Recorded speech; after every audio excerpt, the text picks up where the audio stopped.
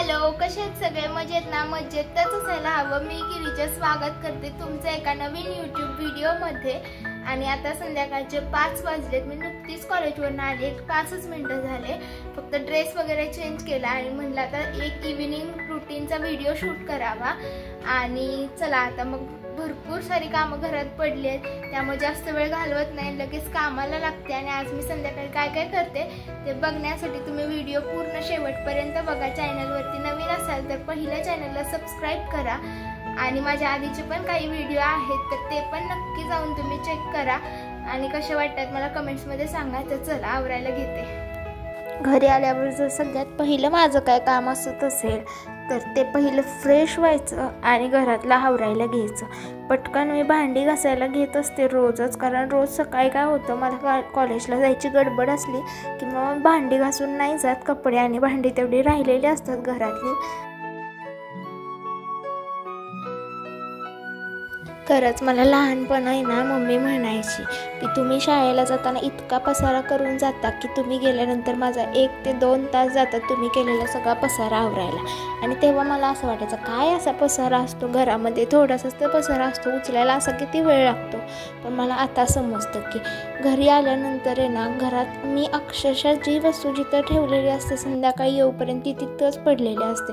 मला खूप त्रास होतो त्या गोष्टींचा। कधी कधी असं वाटतं की यार कोणीतरी पाहिजे होतं मदतीला, पण मला माहिती की आपली कामं आपल्यालाच करायची असतात आणि थोडंसं ॲक्टिव्ह पण राहते मी माझ्या कामांमुळे, त्यामुळे मी आपली कामं करतच असते।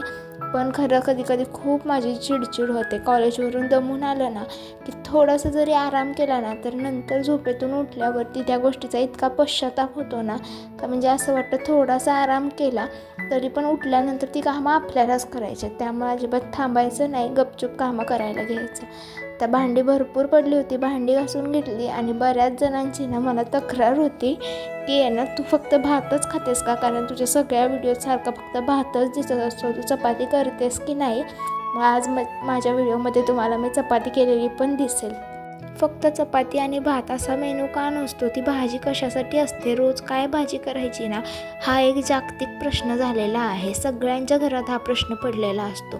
असं वाटतं भाजी काय करायची ना हे सांगायला कोणीतरी हवं होतं, कारण की भाजी काय करायची हे पण आपल्यालाच ठरवायला लागलं ना की खूप त्रास होतो। कारण की काय होतं ती भाजी आपण जी करतोय ती आपल्या घरातल्या सगळ्यांना आवडली पाहिजे, हा सगळ्यात मोठा प्रॉब्लेम असतो। थोडीशी भाजी आवडीची नसली की त्यांच्याकडे असतं उपाय, जेवायचं नाही। त्यामुळे आपल्याला सगळ्यांच्या मनाचा विचार करून आपल्याला भाजी बनवायला लागत असते। आज मी बनवणार आहे वांग्याची भाजी, भरल्या वांग्याची भाजी। त्यांना आवडते, मला अजिबात वांग ह्या प्रकारच मी खात नाही, म्हटलं जाऊ दे वांग्याचा मसाला भरपूर करायचा, मग मी मसाला खाईन आणि ते वांग खाते। वांग हा प्रकार आहे ना मी जन्मात कधी खाल्लेला मला आठवत नाही आणि भविष्यात कधी खाणार पण नाही। आणि वांग न खाण्याचं माझ्याकडे एक व्हॅलिड रिझन आहे, कारण की मी असं वाचलं आहे की वांग हा एकमेव अशी भाजी आहे ज्यामध्ये कोणताही चांगला गुणधर्म नाही। आणि मेन म्हणजे ना मला त्या वांग्याच्या बिया बघितल्या ना फार घाण वाटते, त्यामुळे मी ते वांग खातच नाही।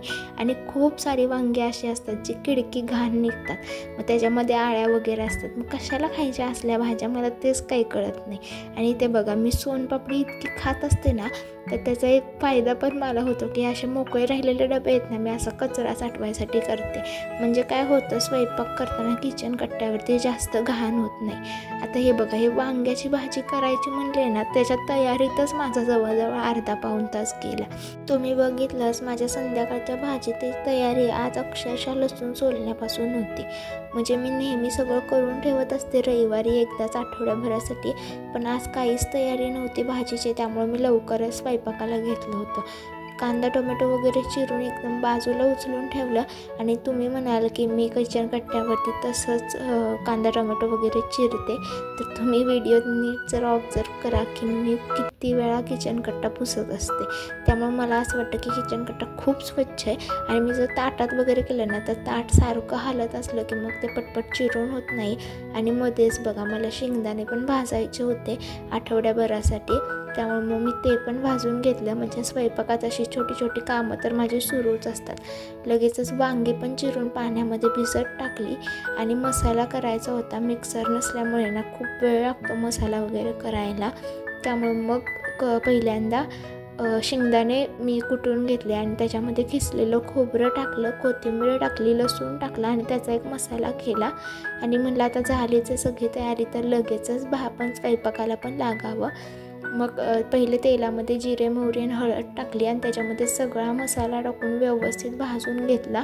आणि इथे बघा मी कांदा टोमॅटो चिरून खाली ठेवलं होतं आणि पहिलं विसरूनच गेलं होतं ते टाकायचं. मग मला लगेचच आठवलं, मग ते टाकलं. पण पहिले कांदा टोमॅटो टाकायचा होता मला. मग नंतर कांदा टोमॅटो टाकल्यावरती थोडा वेळ मसाला झाकून ठेवला आणि ते चटणीमध्ये गुठळ्या झाल्या होत्या. मग म्हटलं तोपर्यंत ते पण फोडून घेऊया आणि मसाला व्यवस्थित शिजवून घेतल्यावरती मग त्याच्यामध्ये चटणी वगैरे टाकून घेतली.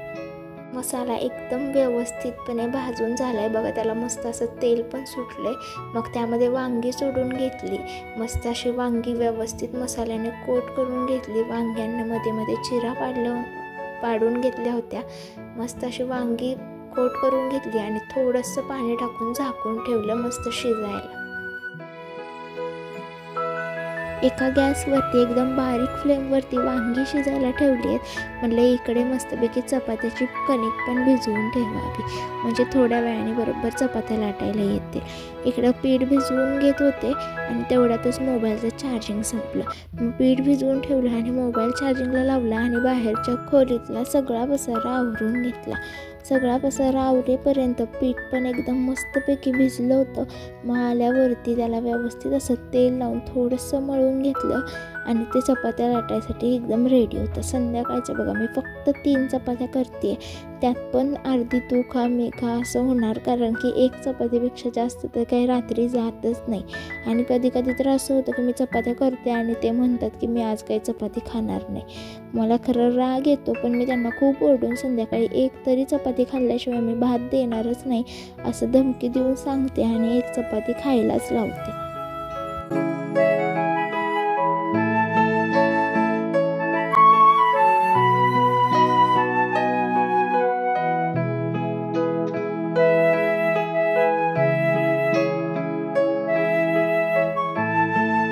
आणि बघा शेवटची चपाती लाटून तव्यात टाकल्या मी सगळा पसारा उचलायला सुरू करत असते, म्हणजे ती चपाती भाजेपर्यंत माझा किचन कट्टा एकदम क्लीन असतो.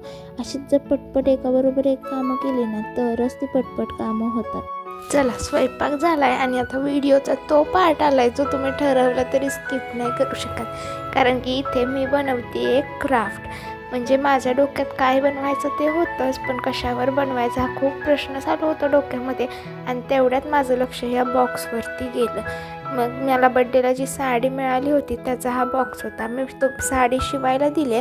मग म्हणलं आता काय आपण साडी प्रत्येक वेळेस बॉक्समध्ये नाही ठेवत, मग हा बॉक्सच पाडून ह्याचा मस्त असा यूज करावा.